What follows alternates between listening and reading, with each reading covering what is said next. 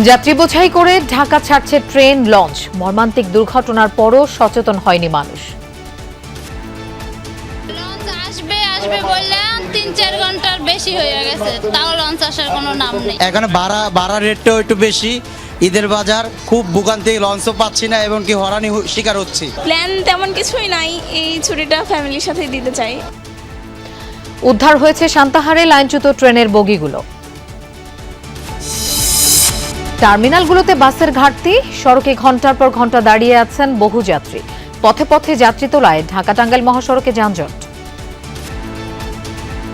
200 টাকা ভাড়া, যেখানে আমরা টাঙ্গাইল যাই সেখানে আজকে 1000 টাকা যাইতেছে। টাঙ্গাইলের গাড়ি পাওয়া যাইতেছে যেখানে মানে 500 টাকা ভাড়া, এটা 1400-1500 টাকা। গাড়ি ভাড়া তো বেশি, অনেক বেশি। বগুড়ার ভাড়া চাই 1000 টাকা, 1200 টাকা। জাতীয় ঈদগাহে প্রধান জামাতের প্রস্তুতি সম্পন্ন। রাষ্ট্রপতির সাথে নামাজ আদায় করবেন প্রধানমন্ত্রী তারেক রহমান।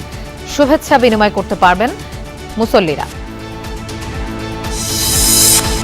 এবছরই বিএনপির কাউন্সিল ও স্থানীয় সরকার নির্বাচন, জানালেন মির্জা ফখরুল। আইন শৃঙ্খলার উন্নতি, অর্থনীতির পুনর্গঠন এগিয়ে নেয়ার সাফল্যের দাবি।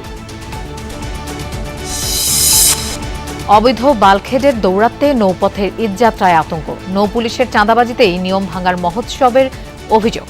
প্রায়ই ঘটছে দুর্ঘটনা।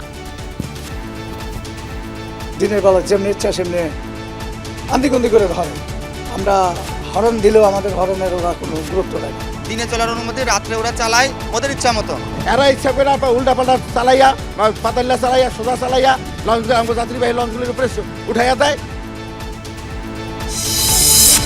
ব্যাপক হামলার পরও ইরানের শাসন ব্যবস্থা ও নেতৃত্বে আঘাত হানতে না পারায় মার্কিন শীর্ষ গোয়েন্দাদের হতাশা। চলমান অভিযানের দায় ট্রাম্পের উপর চাপালেন তুলসী গ্যাবার্ড।